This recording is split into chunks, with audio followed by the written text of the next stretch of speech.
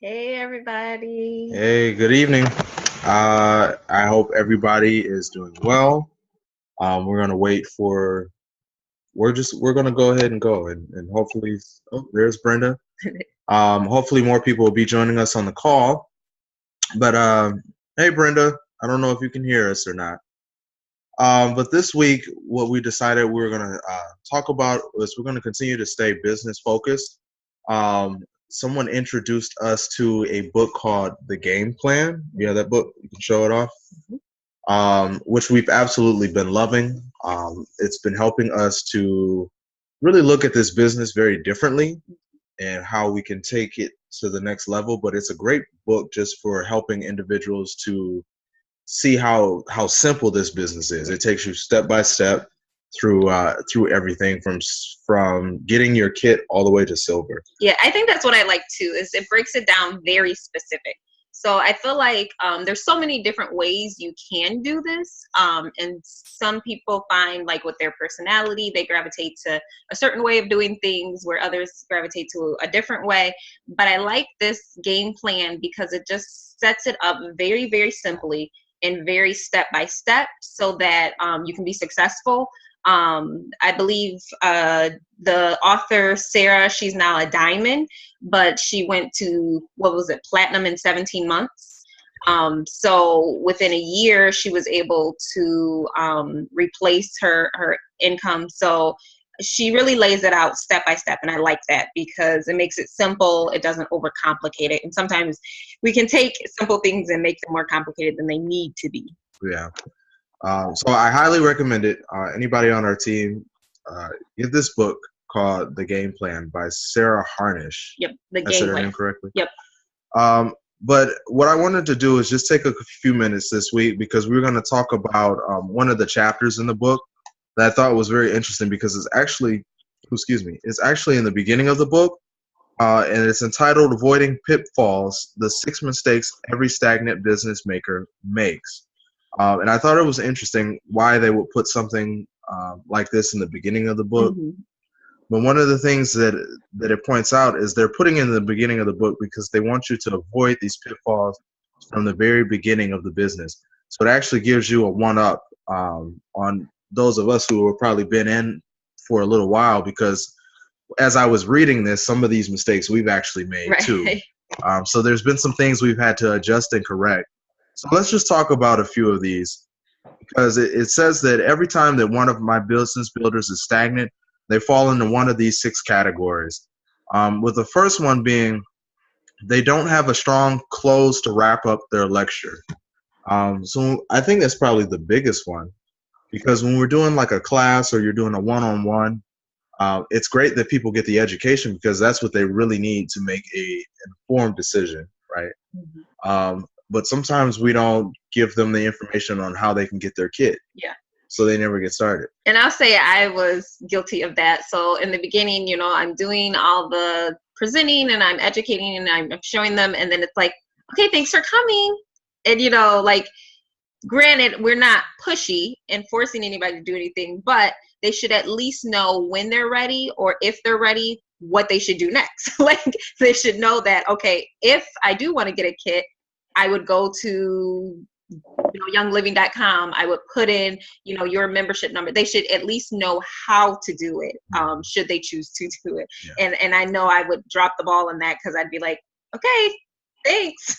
They're like, so am I buying anything or what's up? Right.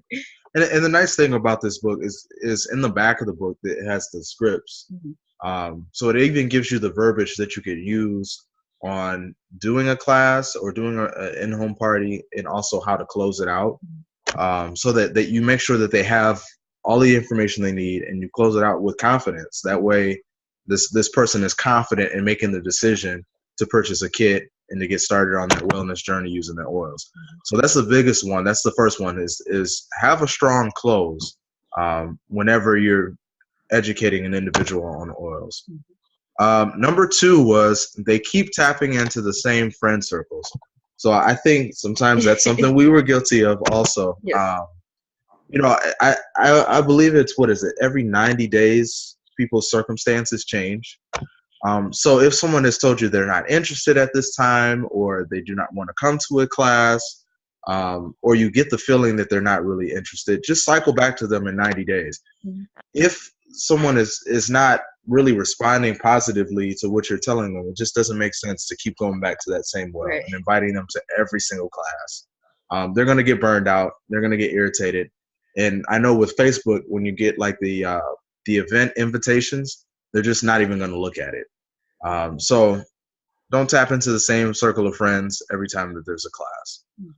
And later in the book she discusses it more, but I do appreciate one thing she was saying is invite your friends to invite their friends. So for instance, maybe it's a person that they're not even using the oils, but they know that you're using the oils, and they know that you're building a business around the oils. But because they're your friends, and you're like, hey, Susie Q, can you just invite like 50 of your friends, and just let them know that I'm doing a wellness class, and because you're friends with me and that I'm into wellness, maybe think of some people that might benefit as well. And it's going to be received better by Susie's friends, because it's not this random person inviting them. It's Susie, who's their friend. And they're like, oh, well, if Susie likes it, it must be something interesting. Let me check it out. They're more likely to at least even view it and see if it's something they're interested in, and to, go ahead and attend the class. Yeah. I think we'll do maybe a call one day on that. Maybe next week we do the call on how to plan a class and get people to show up to your class, and step by step, especially utilizing Facebook, because Facebook is huge in inviting and creating events, because you have, the ability to reach out to many individuals right at your fingertips. So maybe we'll do one of those. Number 3 is they don't market enough or give enough lead time before a class. So I just know I'm not the type of person that makes plans weeks in advance, but there are people that do that. I know Dana's one of those that likes to plan ahead. So if you have a class, or there's the events that's scheduled for the month, let individuals know about it early. That way they can make plans to attend. If we're giving them 2 to 3 days lead time going into a class, well, most likely they're not going to show up because they haven't had time to prepare or to clear the schedule. And that's so true too, because if you think about your life, you're busy. We think about our lives, we're busy. So if you call me and you're like, hey, let's go here tomorrow, like, unless I just legitimately have nothing going on, then, it's going to be difficult. It's going to be harder for me to get there, and it's going to seem like more of a strain. But if I know you're like, hey, Dana, like I'm doing something in 2 weeks, mark your calendar, then it gives me a heads up. I can put it in there, and I can arrange everything around it. So people are more likely to come if they have plenty of time.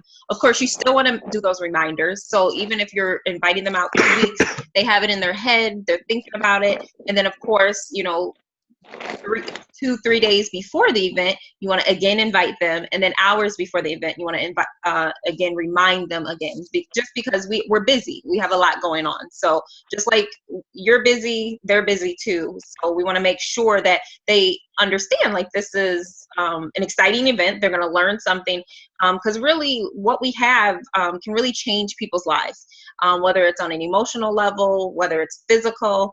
There's so many different health things that we can teach people, and we want to help reach as many people as possible. Very good. Yep. Okay, so let's touch on these last 2 because we have 4 more minutes. But this one is very important, because it's having a system. They don't have a system to follow up with people who have come to a class or bought a kit. That one's actually very important, because I was always told the fortune is in the follow-up. If someone has come to a class, make sure that you have some type of way to document when they came to a class. Usually you want to follow up with them within 3 days. So have a way to document that, to keep track of if you followed up with that person. Because 9 times out of 10, they may be interested, but we've never done the follow-up, which kind of goes hand in hand with closing out. If we've never done the follow-up, then we've never got an answer, yes or no, so that we can move on from that individual. Okay, and then the fifth and final one is they don't treat their business as a business. So your reason for doing this business may vary. You may want to get your oils paid for every month. May want to build, supplement your income or maybe replace your income. Whatever your reason is, it's still a business. So you still have to treat it like a business. Depending on if, let's say you want to hit star. Okay, the average star works 2 to 3 hours a week. So block that time or schedule that time out during your week to be able to do your business. Because if you treat it like a hobby, it's going to pay you like a hobby. If you treat it like a business, it's going to definitely pay you like one, right? Mm-hmm. Yep. Right. So treat your business like a business.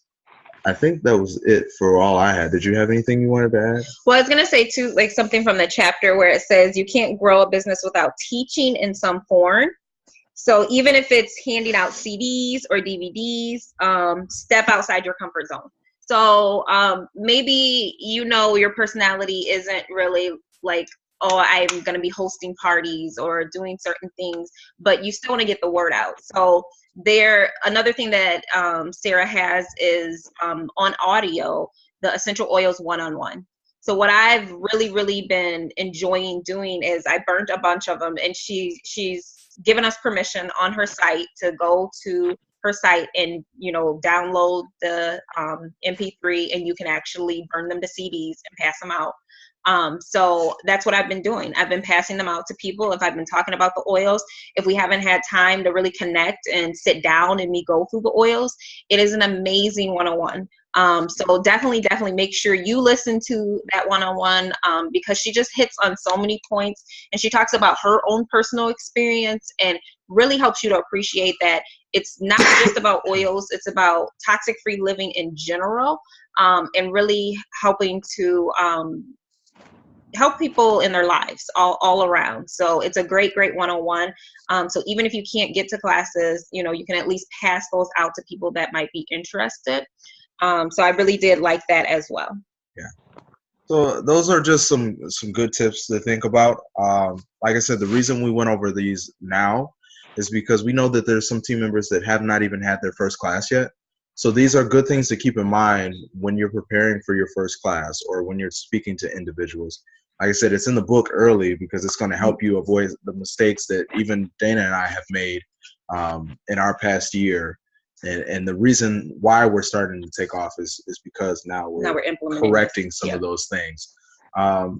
So, did I forget 6? Mm-hmm. Oh, I sure did. Okay, I'm sorry. So the last one is this is the last one. They get distracted. So it's interesting because it says that distraction will kill your business. So what you can do to counteract that is wake up every day with a list of 3 business goals and attack them. So let's say you want to contact 3 individuals. Make a list and contact those 3 individuals, and then you're done for the day. Keep them small and concise because by making them too large, it's going to be harder to tackle. So make a small and concise list, 3 things you want to accomplish for your business during the day, throughout your day, and just attack it. Yep. Once you've done that, then you're done working in your business for the day. Yeah. So that was actually the last one. That's the last point, yeah. Okay. You want to talk about Ethan? I'm not left on my laptop. Okay, so upcoming events. Let's see. So we have Facebook online class Thursday. Yes. So again, we know people's schedules are very, very busy. So just pinpoint 1 or 2 classes that your schedule allows you to plug into. So the Thursday night Facebook class, that's a nice one because you don't necessarily have to be there live, and maybe you have a lot going on this week or whatnot. So go through your Facebook and find that Facebook class. If you need help, just message me and I can send you the link to that class. Be sure to first mark yourself as going, and then go through your friends list and personally invite people. So we're not just going to click, invite, but send them a message. Send them personalized message. Right. Send them a message in there like, hey, so we're doing this class on wellness. I think you would benefit, check it out. and then leave it in their ballpark and then send the invitation. That way, you know, they choose, yes, I'm going, and at least they know what it's about. It's not just like a random thing. They know that you personally wanted to invite them and wanted them to participate and be a part of it. So we also have Friday evening, I'm doing my women's networking event. So any women business women are invited at the Skyline. We're doing that event in the evening from 6 to 9. So we really want to promote all types of businesses. It's going to just be a really, really powerful women empowerment event. And then Saturday, we have the Shannon Hudson event. This event actually, as soon as she put the tickets up there, it sold out immediately. So that she has some amazing speakers that are going to come speak about health and wellness all around. Do you still have does anyone still have tickets for that? I think Tashina might still have tickets. I bought a 10-pack and my 10-pack is gone. Okay. Well, we can ask around and see if anyone has them. Mm-hmm. And then Sunday, we're also doing another class at the spa. Yep. 2 o'clock, was it? Yep, that'll be 2 p.m. Sunday at 2. So that's another excellent one to invite people. You know, invite. And even if you can't physically be at some of these classes, again, invite. Let us know, hey, I'm not going to be able to be there personally, but I've invited these people, so can you look out for them? Yeah. So those are the ones coming up for the week. I know there'll be other events throughout the month, but let's just keep it there. Well, let's tell them about the barbecue. Oh, and then, well, I guess, you want to tell them? I'll tell them. So the following Sunday, what's the date on that? Is that the 28th? I think it's the 28th. Okay. Yeah, 2 weeks from this Sunday, we're going to do a barbecue. 28th, yeah. Yeah. So we'll do a barbecue. We'll make a fun little event for our next class, the last class of the month, so we can really end the month on a positive note and have a good time. So if you know any individuals that are fun-loving like myself that like to actually go to like social events and party and stuff like that, we're going to make it fun. We're still trying to determine the location, but keep an eye out for that because that'll be coming down the pipeline soon too. Mm-hmm. So great events to tap into this month. Thank everybody once again for tuning into the call. And I think we're going to end it there. Yep. All right, everybody. Thank you. All right. Have a good night, everyone. Good night. All right.